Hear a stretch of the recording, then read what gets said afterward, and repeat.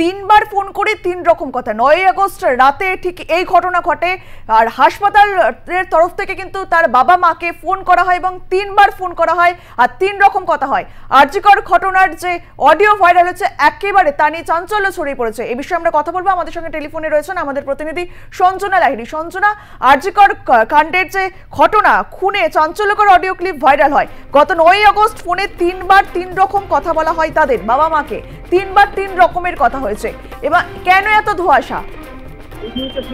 দেখো, এইটাই কিন্তু কার্যত এখন তদন্ত যে কেন এই বারংবার স্টেটমেন্ট চেঞ্জ করলো হাসপাতাল কর্তৃপক্ষ, এবং হাসপাতাল কর্তৃপক্ষই কিন্তু কার্যত ওই মৃত চিকিৎসকের পরিবারকে জানিয়েছিল যে তাদের মেয়ে মারা গিয়েছে, এবং একবার বলা হয় যে তার মেয়ে সুইসাইড করেছে, একবার বলা হয় তার মেয়ের শরীর খারাপ হয়েছে, তাকে ইমার্জেন্সিতে নিয়ে যাওয়া হয়েছে।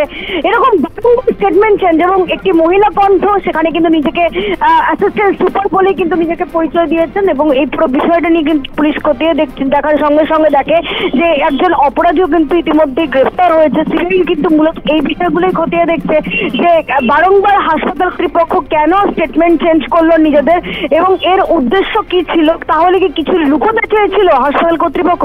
এই জাতীয় বিষয়গুলো কিন্তু খতিয়ে দেখা হচ্ছে, যেটা এখনো পর্যন্ত জানা যাচ্ছে। পাশাপাশি এই ভিডিও কিন্তু আমরা যাচাই করিনি, তো স্বাভাবিকভাবে এই অডিও আমরা যাচাই না করার কারণেও কিন্তু সিবিআই কর্তৃপক্ষ কিন্তু এই অডিও সূত্র ধরেই কিন্তু কার্যত তদন্ত করছে খানিকটা হলেও, সেটা কিন্তু বলাই যায়। বেশ, ধন্যবাদ সঞ্জনা। আরজিকরের চিকিৎসক ধর্ষণ খুনে চাঞ্চল্যকর অডিও ক্লিপ ভাইরাল হয়। গত 9ই আগস্ট ফোনে তিনবার তিন রকম কথা বলা হয় তাদের। এই অডিও সম্পর্কে কিছুই জানেন না বললেন নির্যাতিতার বাবা।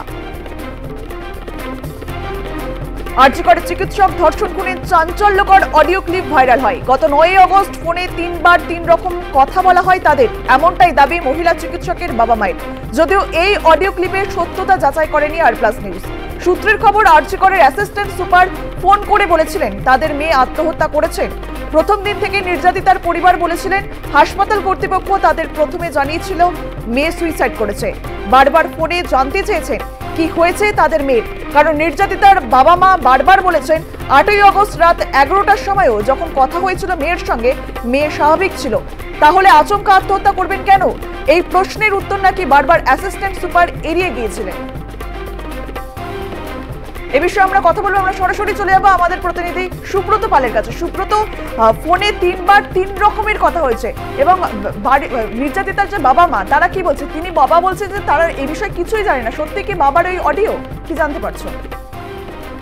দেখো অঙ্কিতা, তোমাকে জানিয়ে রাখি যে আরজিকর মেডিকেল কলেজে একেবারে জুনিয়র চিকিৎসকের যে মৃত্যুর ঘটনাটি ঘটেছিল সেটা ঘটেছিল 9ই আগস্ট।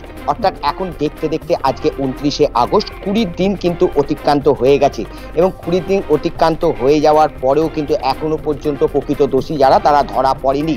কিন্তু একেবারে যত দিন যাচ্ছে, প্রথম দিন থেকে যে অভিযোগটা উঠছিল যে একটা প্রমাণ লোপাট করে দেওয়ার একটা অভিযোগ, সেই অভিযোগগুলি কিন্তু ক্রমশ প্রকাশ্যে আসছে।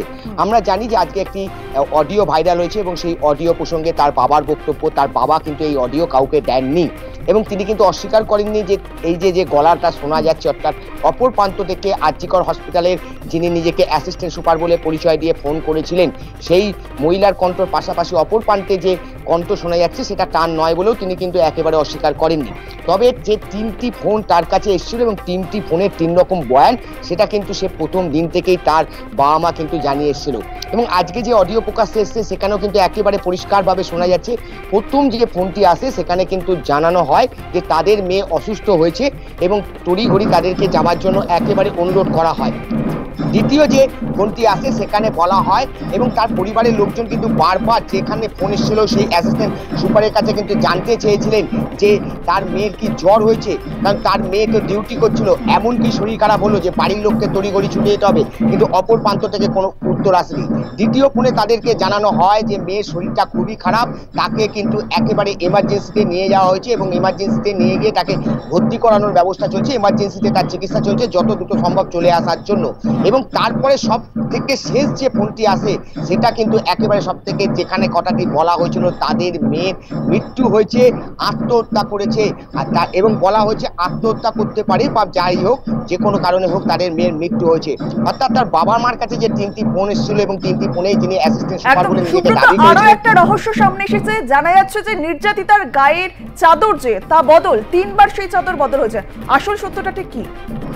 একেবারেই দেখো, তার বাবা মা কিন্তু বারবার প্রথম দিন থেকে বলছে, এবং শুধুমাত্র চাদর নয়, আরো দুটি বিষয় রয়েছে। প্রথম বিষয়টি হচ্ছে তার বাবা মা যেটা বলছে যে পুলিশের পক্ষ থেকে যে সাংবাদিক বৈঠক করে বলা হয়েছে যে ঘটনাস্থলকে একেবারে 40 ফুট একেবারে যে নিরাপত্তা বলয় হয় সেই বলয়ের মধ্যে মুড়ে ফেলা হয়েছিল, সেই কথাটা সম্পূর্ণভাবে মিথ্যে। সেটা কিন্তু তার বাবা মা গতকালই কিন্তু একেবারে আমাদেরকে জানিয়েছেন, এবং যেটা বলেছেন তারা যখন গেছেন, প্রথম কথা তারা যখন গিয়েছিলেন দুপুর 12:30টার সময় আরজিকর হসপিটালে পৌঁছন, 3.5 ঘন্টা তাদেরকে বসিয়ে রাখা হয় এবং তাদের মেয়ের মুখ বা মেয়ের কাছে একবারও যেতে দেওয়া হয়নি। তারপর তারা যখন সেখানে গিয়ে পৌঁছলো তখন তারা দেখতে পেল যে একেবারে একাধিক লোকের ভিড় রয়েছে সেই সেমিনার হলে। অর্থাৎ আমরা জানি যে যেখানে যে কোনো একটা ঘটনা ঘটলে পুলিশ প্রথম সেই ঘটনাস্থলটিকে ঘিরে দেয়, অর্থাৎ পুলিশের পক্ষ থেকে দাবি করা হচ্ছে সেই জায়গাটিকে ঘিরে দেওয়া হয়েছিল, কিন্তু তার বাবা মা কিন্তু পরিষ্কার করে জানিয়েছেন যে সেখানে কোনো রকম কোনো কিছু ঘেরা ছিল না, এবং সেখানে তারা বাদ দিয়েও পুলিশের আধিকারিকরা যেমন ছিলেন সেরকম একাধিক মানুষ কিন্তু সেখানে উপস্থিত ছিল। এবং দ্বিতীয় আজকে যে বিষয়টি অভিযোগ করেছেন যে তাদের কাছে প্রথম যে জানতে পেরেছিল যে তাদের মেয়েকে ঠিক কিছুক্ষণ আগে যারা দেখতে গিয়েছিলেন তারা দেখেছেন লাল চাদর মুড়ি দিয়ে শুয়ে রয়েছেন, অর্থাৎ প্রথম যে চাদরের রংটা তারা জানতে পেরেছিলেন সেটা হচ্ছে লাল।